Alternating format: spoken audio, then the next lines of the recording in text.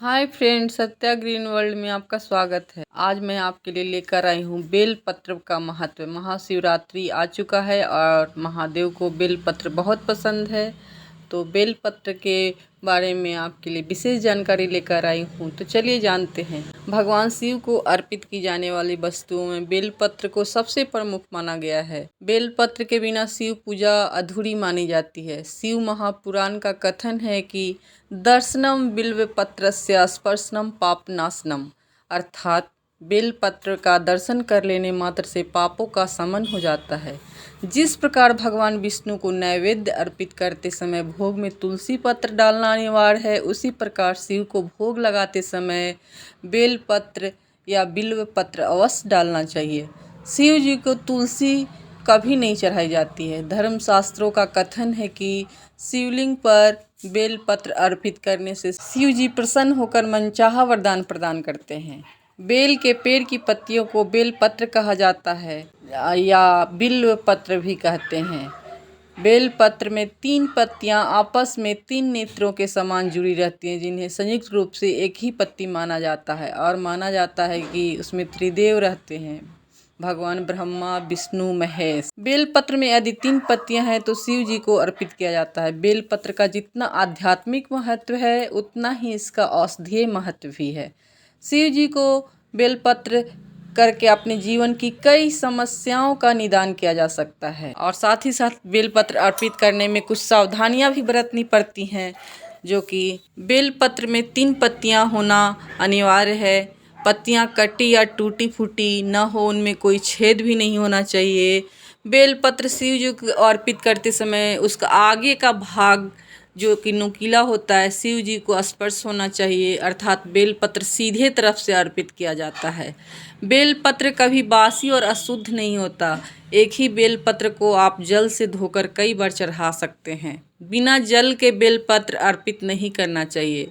बेलपत्र के साथ जल भी अर्पित करना चाहिए। और बेलपत्र के कई लाभ और प्रयोग भी हैं, जैसे कि यदि किसी युवक युवती के विवाह में बाधा आ रही हो, कई प्रयासों के बाद भी विवाह नहीं हो पा रहा हो, तो महाशिवरात्रि के दिन यह प्रयोग कर सकते हैं। इसके अनुसार 108 बेलपत्र पर चंदन से श्री राम लिखें और ओम नमः शिवाय मंत्र का जाप करते हुए एक एक बेलपत्र शिवलिंग पर अर्पित करते जाएं। सारे बेलपत्र अर्पित कर देने के बाद शिव जी से शीघ्र विवाह की प्रार्थना करें। यह प्रयोग महाशिवरात्रि पर शीघ्र फल देता है। इसे किसी भी सोमवार को भी किया जा सकता है। शिव पूजा रोगों से मुक्ति और आयु प्रदान करने वाली होती है। यदि आप या आपके परिवार में कोई सदस्य लंबे समय से बीमार चल रहा है तो महाशिवरात्रि पर यह प्रयोग करें। 108 बेलपत्र लें और एक पात्र में चंदन का इत्र लें। एक एक बेलपत्र को चंदन में डुबाते हुए शिवलिंग पर अर्पित करते जाएं। साथ में महामृत्युंजय मंत्र भी बोलते जाएं। शीघ्र स्वास्थ्य लाभ होगा। अटूट लक्ष्मी की प्राप्ति के लिए महाशिवरात्रि के दिन 108 बेलपत्र लें। साथ में एक पात्र में गन्ने का रस भर कर रखें। ओम नमः भगवते महादेवाय मंत्र का जाप करते हुए एक एक बेलपत्र को गन्ने के रस में डुबाते हुए शिवलिंग पर अर्पित करते जाएं। धन के भंडार आपके भरने लगेंगे। संतान की प्राप्ति के लिए यह प्रयोग कच्चे दूध के साथ करें। बेलपत्र की कुछ खास बातें हैं जो कि इस प्रकार हैं। जिस जगह बेलपत्र का पेड़ होता है वहाँ उसके आसपास सांप नहीं आते।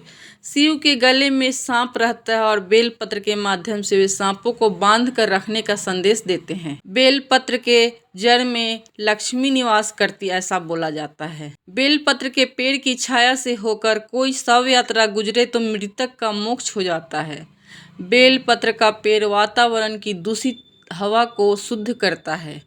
5, 6 या 7 पत्तों का बेलपत्र दुर्लभ और चमत्कारी होता है। बेलपत्र का पेड़ कभी काटना नहीं चाहिए, इससे वंश नाश होता है। बेलपत्र को अमृत फल भी कहा जाता है। बेलपत्र के पेड़ की नित्य सेवा करने से समस्त सुखों की प्राप्ति होती है। बेलपत्र के पेड़ में नियमित रूप से जल अर्पित करने से पितरों की शांति होती है। तो दोस्तों, आपको ये जानकारी कैसी लगी हमें कमेंट करके बताएं। और आपने अभी तक हमारा चैनल सब्सक्राइब नहीं किया है तो नया अपडेट्स पाने के लिए चैनल ज़रूर से ज़रूर सब्सक्राइब करें। Thanks for watching.